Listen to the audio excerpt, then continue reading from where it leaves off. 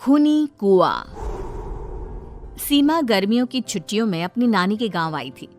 सीमा नानी के घर पहुंचने के बाद अपनी नानी के पैर छूती है और उनसे आशीर्वाद लेती है। तभी उसकी नानी उससे कहती है, इतनी बड़ी हो गई मेरी सीमा, चल जल्दी से हाथ मुंह धो ले, मैं तेरे लिए खाना लगा देती हूँ। भूख लगी होगी ना? हाँ नानी, भूख तो लग रही है मुझे, आपके हाथ के बने हुए पीले दाल और चावल खाने की। कितना टाइम हो गया है मुझे आपके हाथ का बना हुआ दाल चावल खाए हुए। तू तो नौकरी में व्यस्त थी, तो तुझे कहाँ से टाइम मिलेगा अपनी नानी के लिए? और जब इतने टाइम बाद आई है तो ज्यादा टाइम के लिए रुक कर जाएगी तू। हाँ नानी, इस बार पूरे 2 महीने के लिए आई हूँ। सीमा की नानी अंदर जाकर उसके लिए खाना बनाने लगती है। सीमा कमरे में अकेली होती है, तभी उसे किसी औरत के रोने की आवाज सुनाई देती है। वो कभी खिड़की से बाहर झांकती है तो कभी दरवाजे से बाहर झांकती है। उसे समझ में नहीं आ रहा होता है कि आखिर रो कौन रहा है। तभी नानी खाना लेकर आ जाती है। वो अपनी नानी से कहती है, नानी, कोई औरत रो रही है क्या? मैं जब से यहाँ आई हूँ तब से मुझे यहाँ किसी औरत की रोने की आवाज आ रही है। हे भगवान, कहीं ये वही तो नहीं? बोलो ना नानी। अरे कोई नहीं रो रहा, ये तेरे मन का वहम है। और तू ना अब खाना खा ले, ज्यादा यहाँ वहाँ की बातों में ध्यान मत दिया कर। जल्दी से खाना खा और फिर मेरे साथ आ जा मेरे कमरे में, दोनों बैठकर खूब सारी बातें करेंगे। ऐसे ही अगले दिन सीमा अपनी नानी के साथ गांव के बाजार जा रही होती है। उसी रास्ते में फिर से किसी औरत के रोने की आवाज आती है। वो अपनी नानी से कहती है, अरे नानी, क्या सच में तुम्हें अभी भी किसी औरत की रोने की आवाज नहीं सुनाई दे रही? मुझे किसी औरत की बहुत बुरी तरीके से रोने और चीखने की आवाजें आ रही है। मैं बहुत परेशान हूँ नानी, आखिर ये कौन है? मुझे लगता है कि सीमा को शहर भेज देना चाहिए, यहाँ रहना उसके लिए ठीक नहीं। नानी बोलो ना, आप चुप क्यों हो जाते हो? सीमा, तू घर चल, मुझे तुझसे बहुत जरूरी बात करनी है। नानी सीमा को घर ले आती है और सीमा से कहती है, सीमा, कल सुबह तू शहर वापस चली जाएगी। अरे अचानक? आखिर क्या बात है नानी, आप मुझे ऐसे जाने को क्यों कह रही हो? मैं बस जो कह रही हूँ उस पर ध्यान दे। तू कल सुबह यहाँ से चली जाएगी, और ये बात मैं कोई मजाक में नहीं बोल रही। तू कल जाएगी तो मतलब जाएगी। अरे नानी, चली जाऊंगी मैं, ठीक है, पर आखिर बात क्या है ये तो बता दो। मम्मी से कोई बात हुई है या फिर मुझसे कोई गलती हुई है जो तुम मुझे अचानक से जाने के लिए बोल रही हो? देख सीमा, रात बहुत हो चुकी है और मुझे इस बारे में कोई बात नहीं करनी। चल, अब चल के मेरे साथ सो जा। सुबह की बस पकड़कर तुझे शहर भी तो जाना है। सीमा को अपनी नानी का ऐसा व्यवहार देखकर बहुत ही अजीब लगता है। उसे कुछ समझ में नहीं आ रहा होता है कि आखिर उसकी नानी उसे अचानक से गांव छोड़कर जाने के लिए क्यों कह रही है। ये सारी बातें सोचते सोचते सीमा की आंख लग जाती है और वो अपनी नानी के साथ सो जाती है। ऐसे ही आधी रात को सीमा को फिर से किसी औरत की रोने की आवाज सुनाई देती है। वो उस औरत की आवाज सुनकर बार बार करवटें बदल रही होती है और तभी उसे सपने में भी एक अजीब सी औरत की परछाई दिखाई देती है, जो इतना चीख चीख कर रो रही होती है कि सीमा डरकर उठ जाती है। वो पूरे पसीने पसीने हो रही होती है।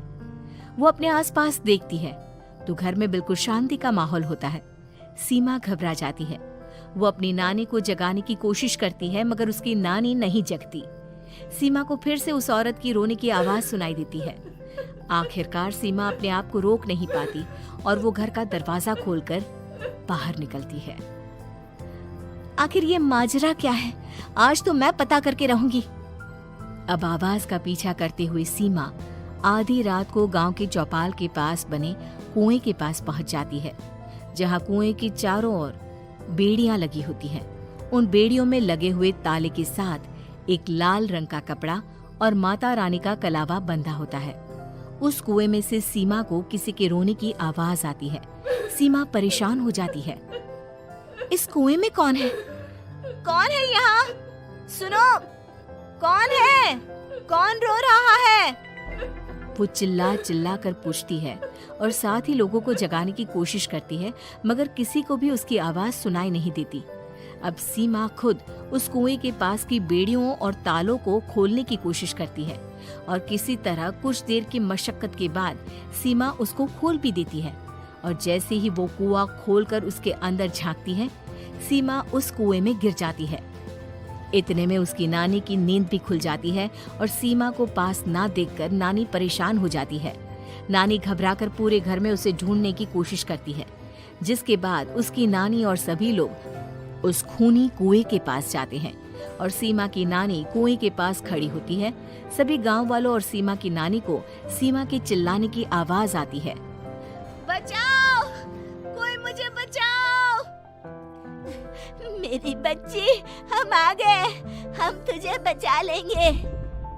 नानी, मुझे यहाँ बहुत डर लग रहा है। यहाँ इंसान की कटी हुई मुंडिया, हाथ, पैर और कंकाल है और खून भी है। नानी, मुझे डर लग रहा है। आप सब मेरी मदद कीजिए, नहीं तो ये खूनी कुआं मेरी बच्ची को भी खा जाएगा। अरे मुझे तो ये समझ में नहीं आ रहा कि आखिर इस खूनी कुएं को खोला किसने। सालों पहले इसको इतनी मुश्किलों के बाद तांत्रिक बाबा ने बंद किया था। अरे पूरा गांव खूनी कुएं के बारे में अच्छे से जानता है, तो कोई भी जानबूझकर तो ऐसा करेगा नहीं। मतलब किसी ने अनजाने में इसे खोल दिया है भैया। सीमा को इस बारे में मालूम नहीं था और जब से वो यहाँ आई थी तभी से उसे किसी औरत के रोने की आवाजें भी सुनाई दे रही थी। कहीं सीमा ने ही तो उसे नहीं खोला। अगर ऐसा है तो फिर सीमा का बचना बहुत मुश्किल है। वहीं कुएं के अंदर सीमा रोते हुए बैठी होती है कि उसे आवाज सुनाई देती है जो कुएं के बाहर खड़े गांव वालों में से किसी को सुनाई नहीं देता।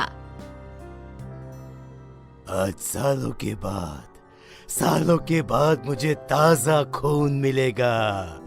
तेरा खून पीकर आज मैं अपनी प्यास बुझाऊंगा।